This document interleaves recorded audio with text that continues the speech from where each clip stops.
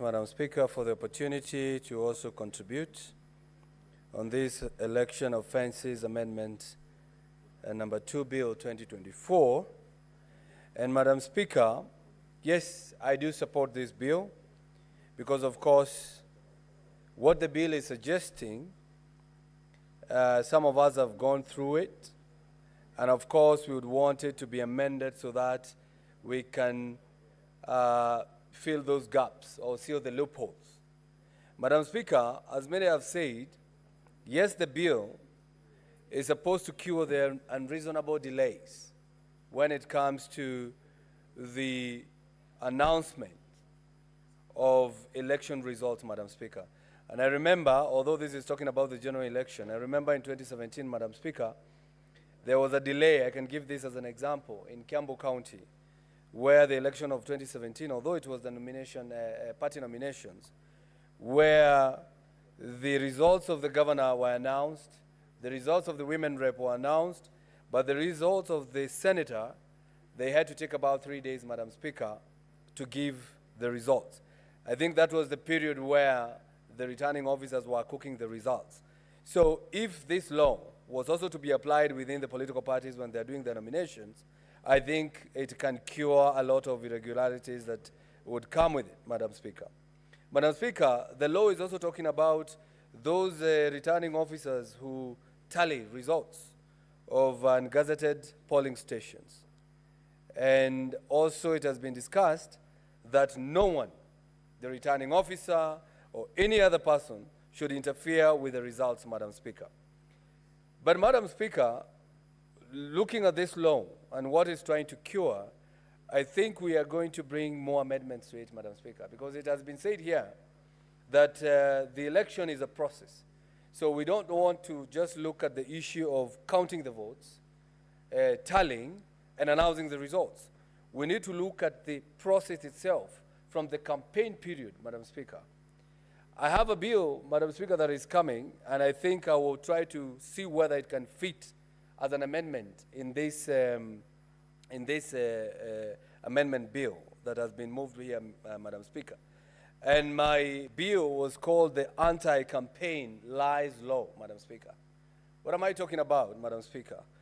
Madam Speaker, there has been a lot of lies against candidates when people are trying to campaign.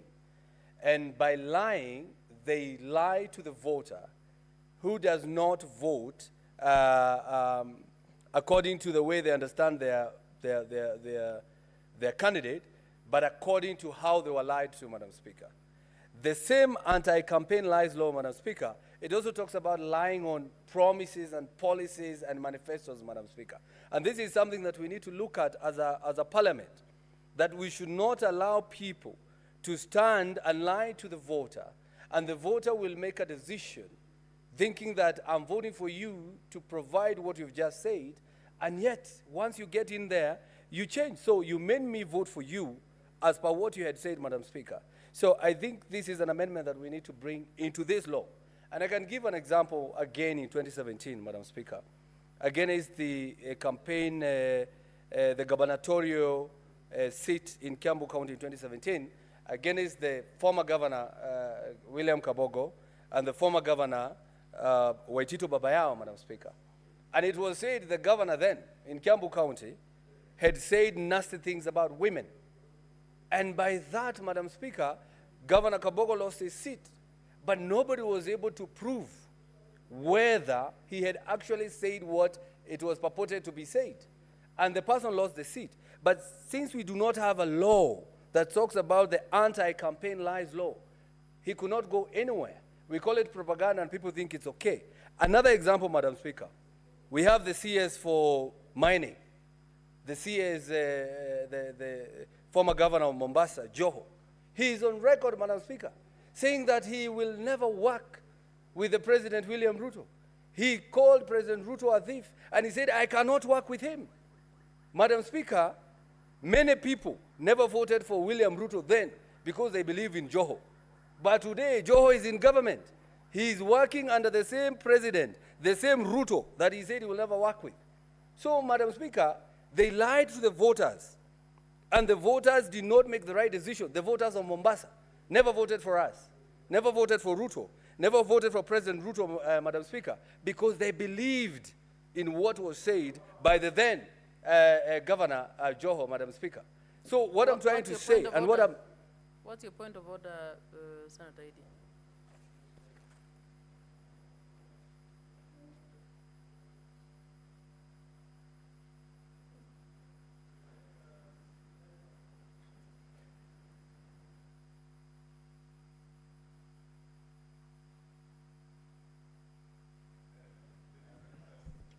Madam Speaker, I rise under Standing Order number 105.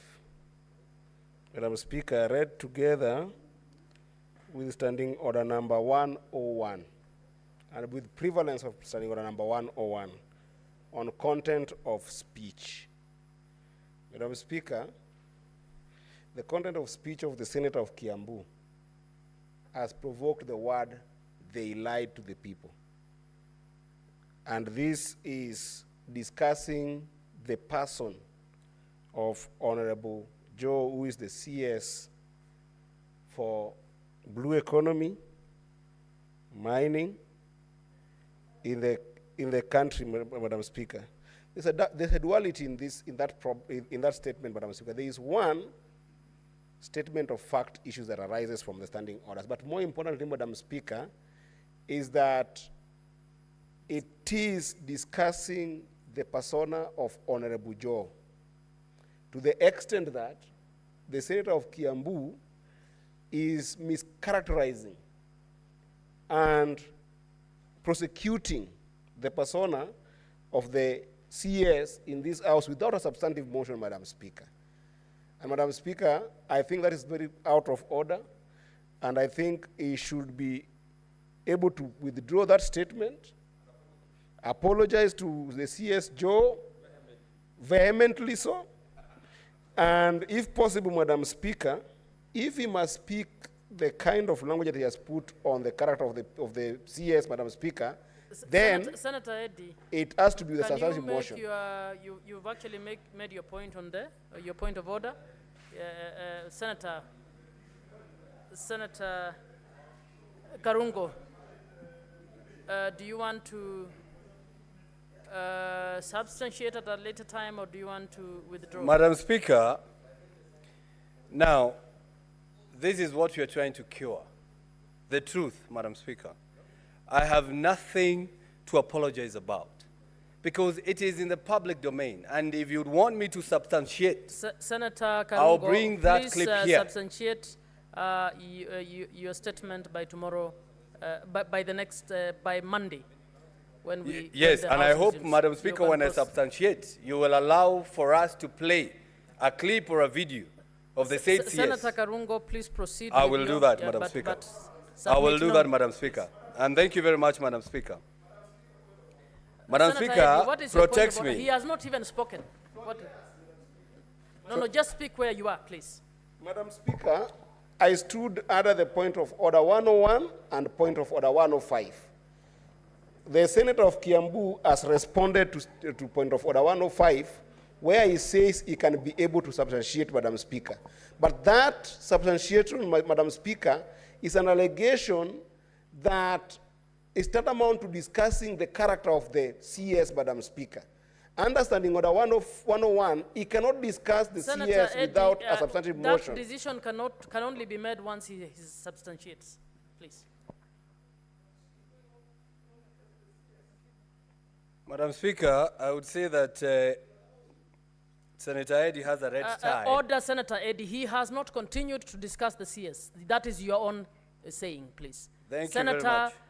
Karungo, you will substantiate Yes, on, Madam Speaker. on Monday and proceed with your statement. Thank you, Madam Speaker. I'll do so. Madam Speaker, we can always substantiate the truth, and we will do that, Madam Speaker. Thank you very much. What I'm trying to say, Madam Speaker, is that this law is only talking about the voting, how to vote, where to vote, the tallying, the counting of votes, and then projecting the votes to the country to understand or to know the results, Madam Speaker. And that's what I'm saying. The issue is not about counting the votes. We are all here, Madam Speaker. We were voted for. It was counted. It was announced. It was said that so-and-so won. We even went to the courts, and it was ruled that so-and-so won, Madam Speaker. The issue is not about that. The issue is about the process of how we got there, Madam Speaker. And that is what we should cure. And I said, the issue of campaigns, Madam Speaker, there is a lot of misinformation and false statements in political campaigns. And that kind of misinformation misleads the voter about the candidate, about the policies, and of course about the election process, Madam Speaker. I remember, and I like giving these examples, and I hope Senator Eddie won't start when I give this example. During the Moi era, Madam Speaker, people were being lied to. They were told, if you don't want Moi, you put X where his name is. Madam Speaker, it was said all over. But you know, by putting X next to a person, that is a mark to vote for someone.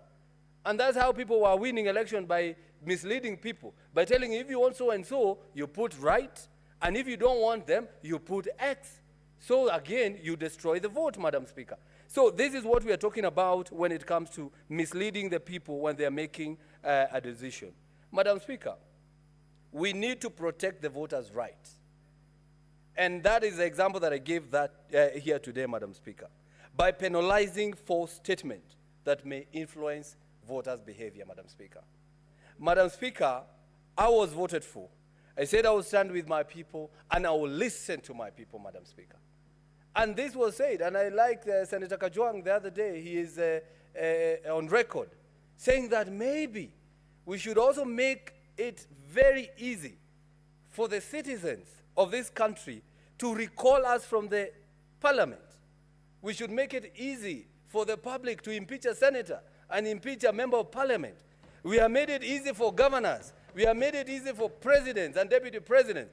And now, Madam Speaker, by the way, we never knew you could remove a vice president. Now we have seen. Now, it's a drill, Madam Speaker. Maybe what is coming is bigger than that, Madam Speaker. But what I'm trying to say here, Madam Speaker, is that now we know that it is easy to impeach a deputy president, a governor, a deputy governor. But why is it so hard to remove an MP? Why is it so hard to remove a senator?